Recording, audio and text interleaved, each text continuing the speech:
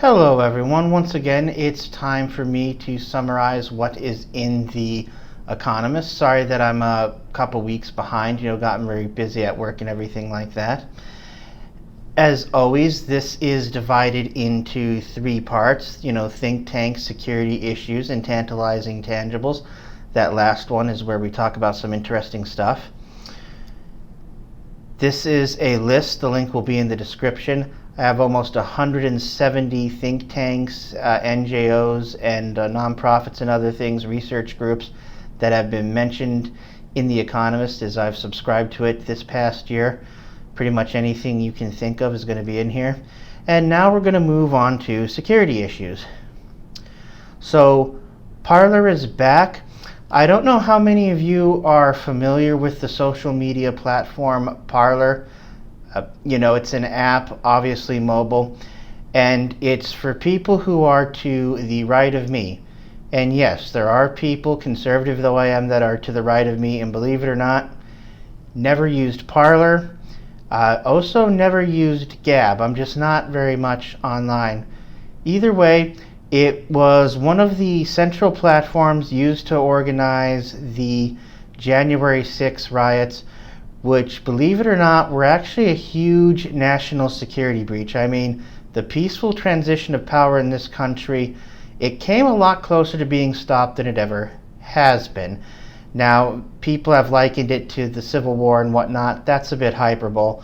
But still, within my lifetime, it probably is the most, like I said, serious attempt against democracy. You might remember the QAnon shaman. You can see him pictured right there in his natural habitat. Note those majestic horns.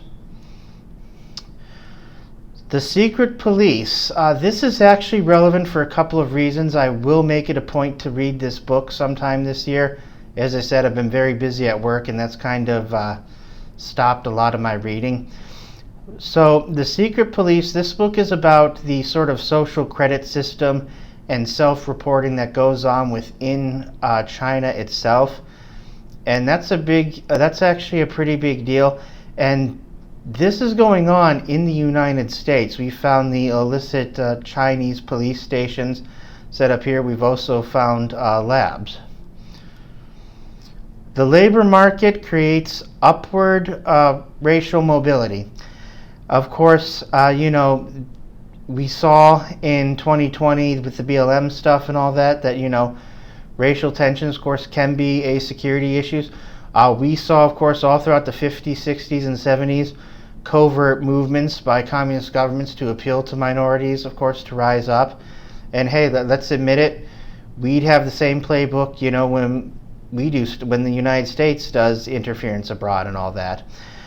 But it seems the labor market has created upward mobility, at least racially, or leveled the playing field.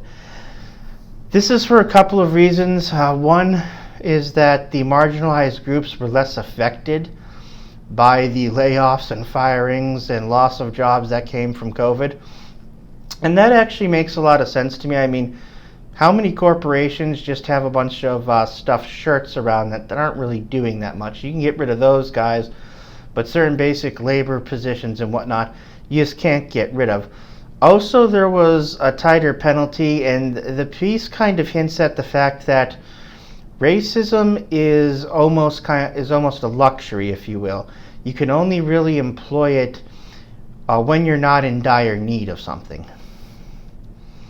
So, tantalizing tangibles. So this one is about, the rich losing their shirt, or at least investment corporations losing their shirt over, commercial properties. So, Blackstone, not to be confused with BlackRock. I know that name is everywhere, and even I confuse them. Blackstone, it's another sort of investment firm, has defaulted on 1740 Broadway, and a lot of mortgages are being sent into special servicing. So, to make a long story very short, a lot of properties that were office spaces just aren't being used anymore.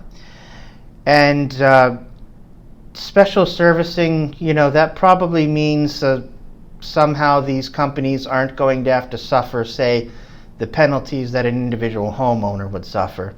So the point I really want to make here is you should have zero sympathy for these people, okay?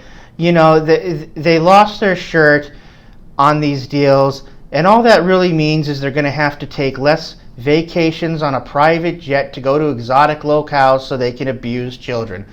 You know, and if you were one of these commercial property holders who lost your shirt or whatever, you know, just make illicit trips and abuse children the way you already have. Tourism is booming here on the Treasure Coast. We're talking double digits. The last tantalizing tangible is incest. Yes. Okay, this is where we are at in the year 2024. A serious news publication made the argument for incest, or at least I should say they made the argument that there shouldn't be laws against incest. There is a YouTube channel called Trigonometry, and it was very prophetic because it brought up this point exactly. And rather than say anything specific about incest myself, I'm going to let a trigonometry guest and the co-host Francis Foster take it away. I think it'll be incest. There will be celebrations up and down Cornwall.